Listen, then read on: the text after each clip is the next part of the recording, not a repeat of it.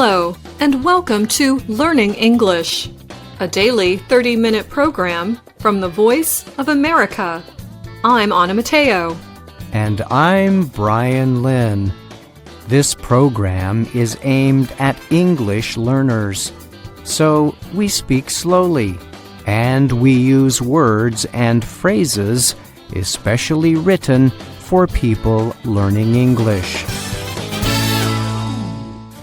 Today on the show, Anna Mateo brings us words and their stories. We also have the weekly science report, and John Russell takes a look ahead to some major sky events we can expect in 2025. But first, researchers in Russia's Siberia area are showing the public what they say are the 50,000-year-old remains of a baby mammoth. Melting permafrost led to the animal's discovery.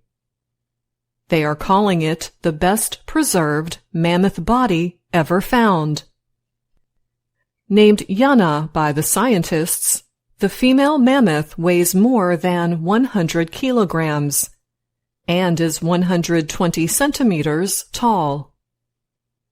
Scientists believe that Yana was 1 year old when she died.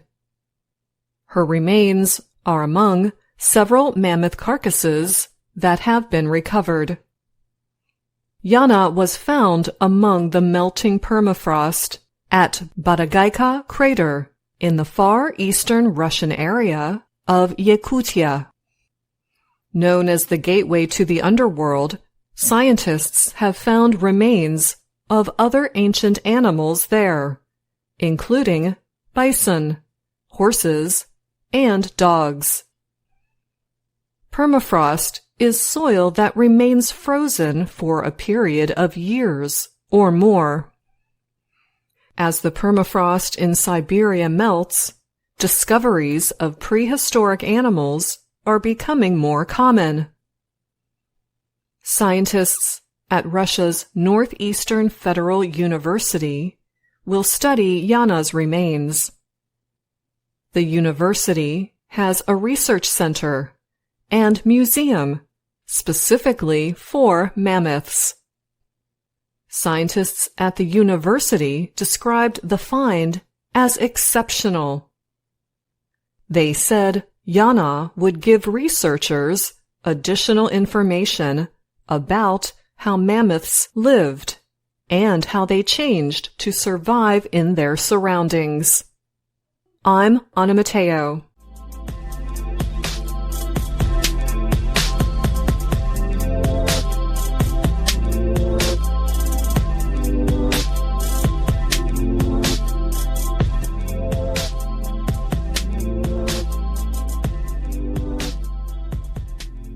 The world will have to wait until 2026 for the next total solar eclipse. However, the sky promises plenty of other big events in 2025. The new year starts off with a 6-planet parade in January that people will be able to see for weeks. The smallest planet, Mercury, will join the crowd for a 7-planet line in February. The Planetary Society's chief scientist Bruce Betts said about the visible planets, "People should go out and see them sometime during the next many weeks. I certainly will." Here is a look ahead to the major sky events in 2025. The moon will disappear for more than an hour over North and South America on March 14th.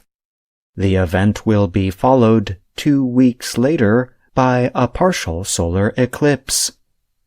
People in Maine, eastern Canada, Greenland, Europe, Siberia, and northwestern Africa will be able to watch the show.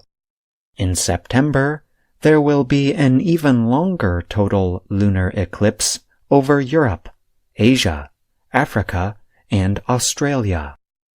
2 weeks later, a partial solar eclipse will take place in the area over the South Pacific, including New Zealand and parts of Antarctica. 3 supermoons are coming this year in October, November, and December. The full moon will look especially big and bright those 3 months as it orbits closer to Earth than usual.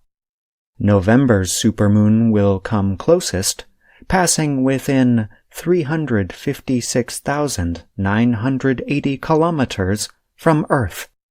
Last year had 4 supermoons, ending in November. This month, 6 of our 7 neighboring planets will line up in the sky to form a long arc. All but Neptune and Uranus should be visible with the eye just after sunset, weather permitting. The parade will continue for weeks. Mercury will make a short appearance by the end of February. The planets will slowly exit, one by one, through spring. Geomagnetic storms painted the sky with beautiful colors in unexpected places last year. Space weather experts predict more of these storms this year. Such storms could produce even more northern and southern lights. The reasoning for the prediction is that the sun has reached its solar maximum during its current 11-year cycle. The cycle could continue through this year. The National Oceanic and Atmospheric Administration's Sean Dahl urges everyone to follow space weather news so as not to miss any colorful shows. The Perseid and Geminid meteor events, or showers, are well-known crowd pleasers. The Perseids will take place in August. The Geminids come in December. But do not forget about the smaller meteor showers, including the Lyrids in April, the Orionids in October, and the Leonids in November. Areas away from cities, where night skies are darker, are best for watching the events. Generally, meteor showers are named for the constellation which they appear to come from. They take place whenever Earth moves through paths of debris left behind by comets and sometimes asteroids. I'm John Russell.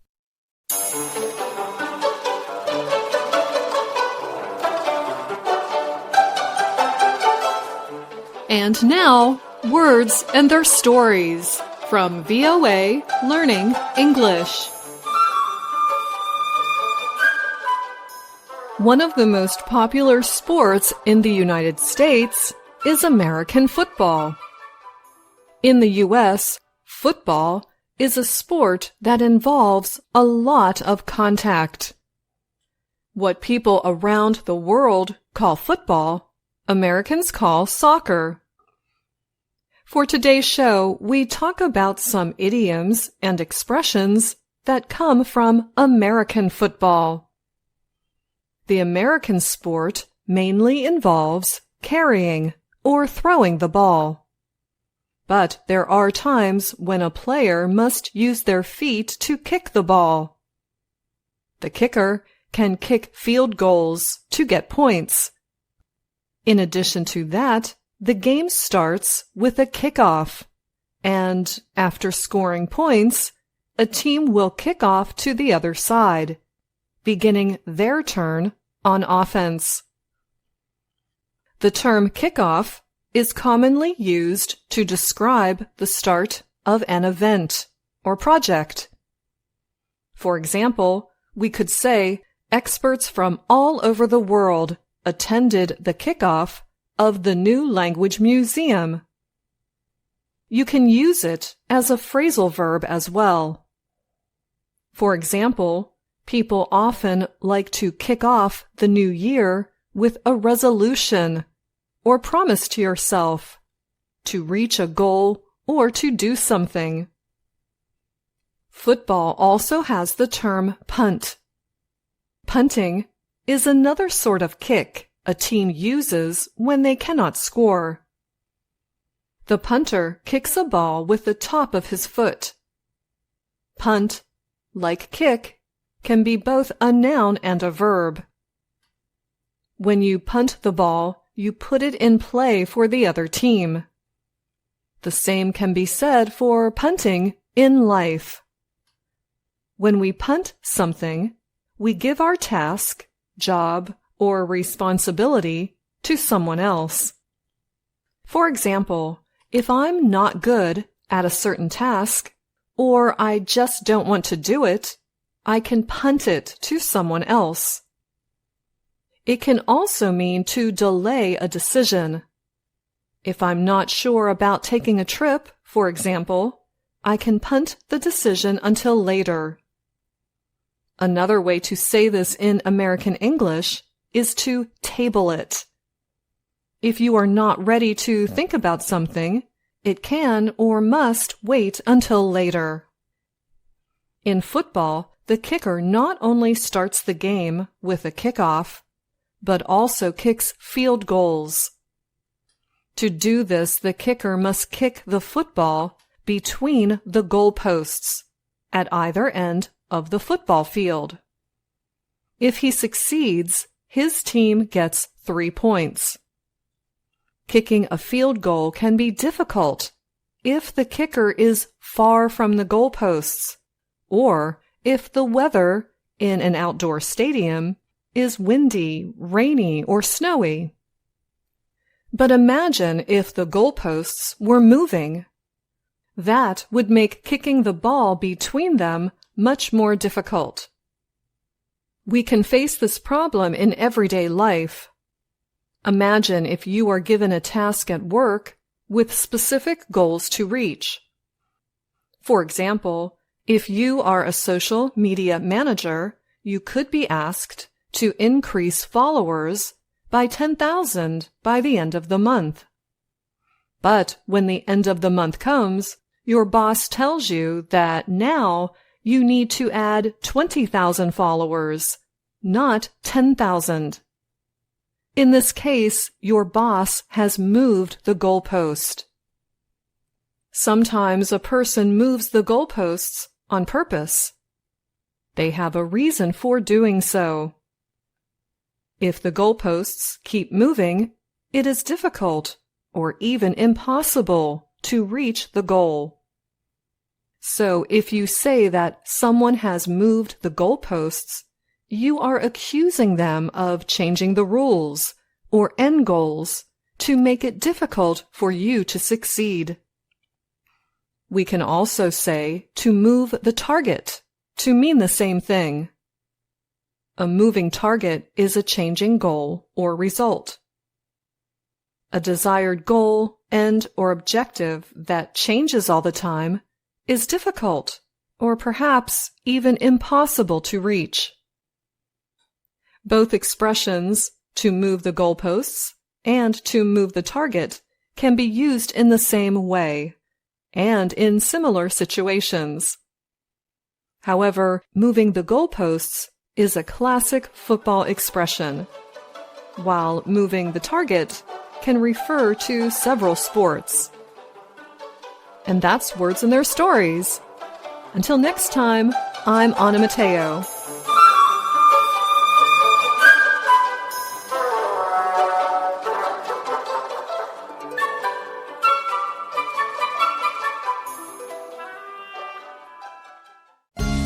VOA Learning English has launched a new program for children. It is called Let's Learn English with Anna. The new course aims to teach children American English through asking and answering questions and experiencing fun situations. For more information, visit our website, learningenglish.voanews.com. As we enter the new year, we take a look back at some of the biggest space stories of 2024. Nearly 1 year ago, a private spacecraft completed the first U.S. moon landing in more than 50 years. The American Space Agency, NASA, announced the space lander, called Odysseus, had touched down on the lunar surface February 22nd. Odysseus was developed by the Texas-based company Intuitive Machines.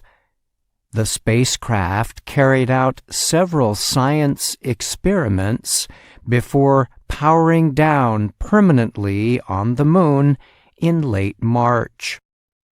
NASA said Odysseus had successfully captured data to help the agency better understand the moon's environment and improve landing precision and safety. Japan's space agency, JAXA, announced in January 2024 that its SLIM spacecraft had successfully landed on the moon. But the lander touched down the wrong way up, causing some communication and power problems.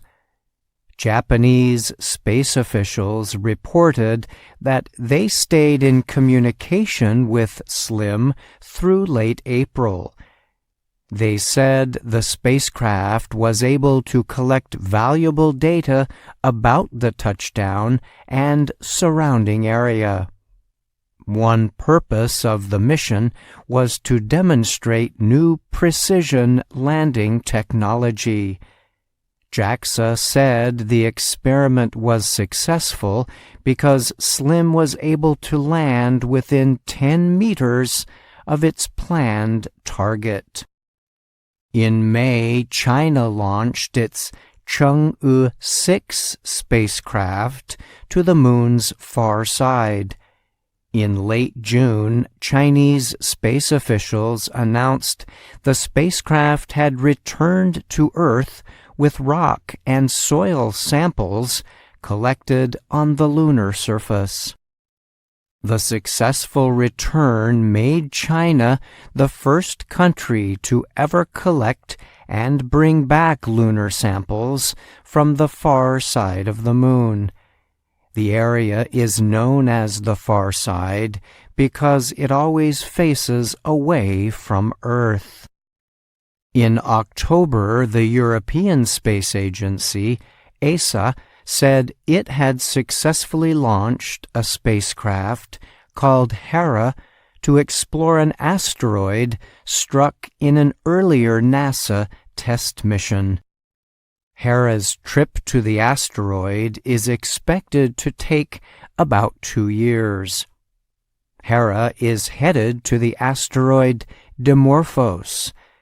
NASA crashed its DART spacecraft into the space rock in 2022, about 11 million kilometers from Earth. NASA said its mission successfully showed it was possible to change the orbit of asteroids that might threaten Earth in the future. Hera aims to closely examine Dimorphos to get more details on how the strike by DART affected the asteroid. The data that NASA collected is to be used together with information gathered by ESA to develop future planetary defense plans. NASA announced the successful launch of its Europa Clipper spacecraft in October. The Explorer is designed to search for possible signs of life on Jupiter's moon Europa. Jupiter is the largest planet in our solar system and has numerous moons. But icy Europa has been identified by scientists as a good candidate for having the right conditions to support life. Several studies have suggested the moon likely contains a large ocean beneath its icy surface. NASA said the Europa Clipper would fly past Mars, then back toward Earth, using the gravity of each planet to increase its momentum. These kinds of gravity assists are expected to provide the needed push to get the spacecraft to Jupiter by 2030. In early June, Boeing successfully carried out a test mission for NASA by transporting 2 American astronauts, Butch Wilmore and Sonny Williams, to the International Space Station, ISS. The 2 were expected to stay in space for only a week, but ongoing technical issues with the Starliner spacecraft prevented a return trip. NASA announced plans in August to have Starliner return to Earth without the astronauts. The current plan is for Wilmore and Williams to return on a SpaceX Dragon spacecraft sometime in late March or April. SpaceX has now completed 6 launch tests of its huge Starship rocket system. 4 of those tests were carried out in 2024. The last test took place in November. The Starship rocket and spacecraft system is designed to be a completely reusable vehicle to transport astronauts and supplies. It has successfully demonstrated that ability in its most recent experimental flights. During one of the tests in October, Starship's Super Heavy booster rocket was caught and secured by a huge structure that includes metal arms. A short time later, Starship's second stage safely splashed down in the Indian Ocean.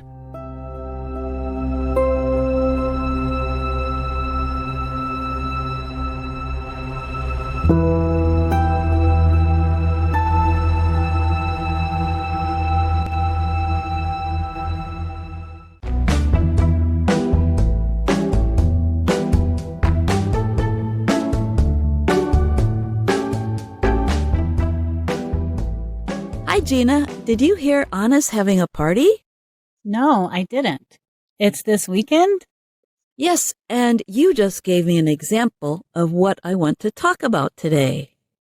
What are we talking about today? Restating using intonation to clarify what you heard. And you did that by raising your voice at the end of a sentence, like this. It's this weekend? So it's not really in the question form, where we usually change the order of the subject and verb. Instead, here we are using the same word order, but adding rising intonation to clarify we heard correctly. That's something really useful for people learning English, isn't it? You bet. In Let's Learn English Lesson 10, we see Ashley going over to Anna's house. Let me guess. She'll ask about how to get there? You just did it again. I'm really good at this. Let's listen. Hi, today my friend Ashley is coming over. I am showing her my new apartment. Oh, that's Ashley calling. Hi, Ashley. Hi, Anna. I'm coming to your apartment. Where is your apartment? My apartment is near the Columbia Heights Metro. It is near the Columbia Heights Metro? Yes, exit the metro and turn right.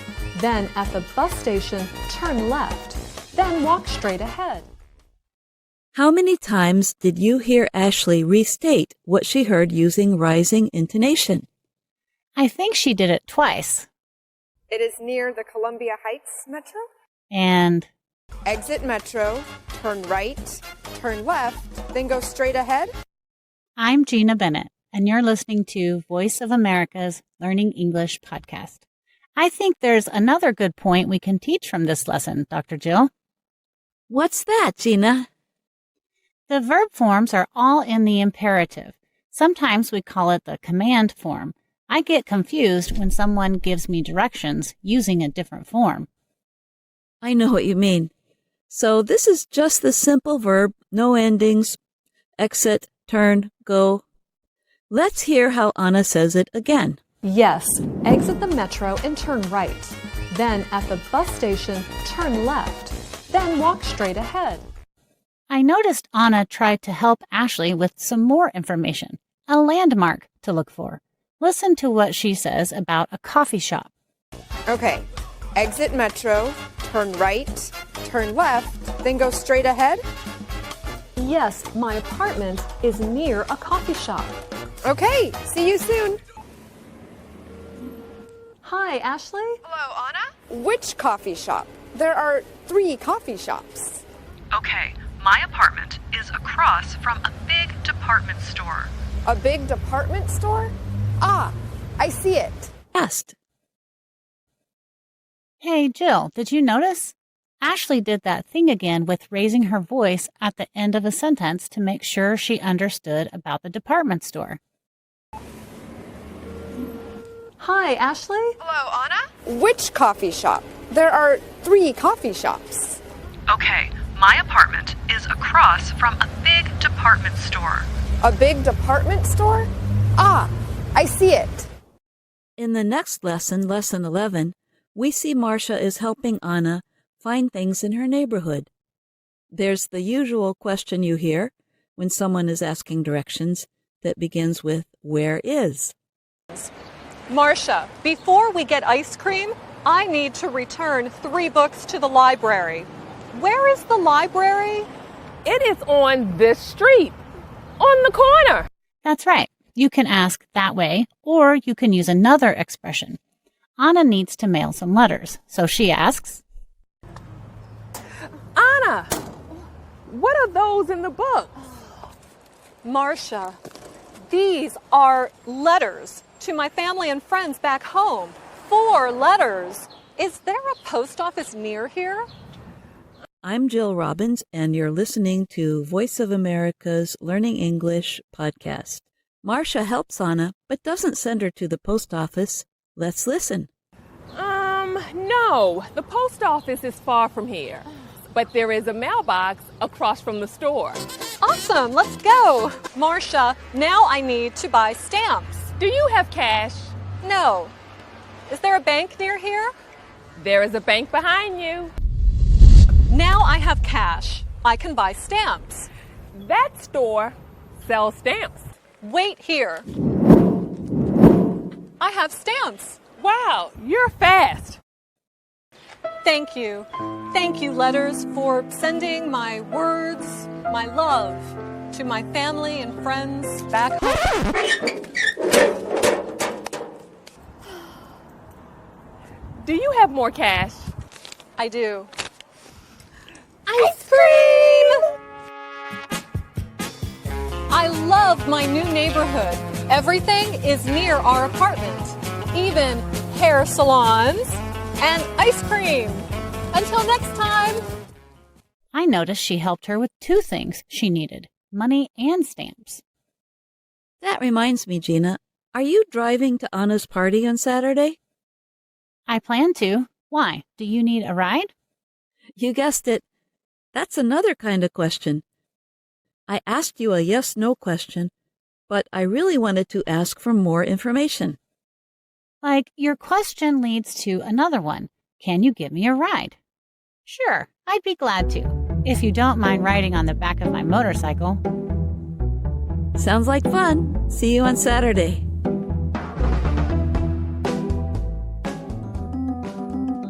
And that's all the time we have for today's show. But join us again tomorrow for another VOA Learning English program. I'm Brian Lynn. And I'm Anna Mateo.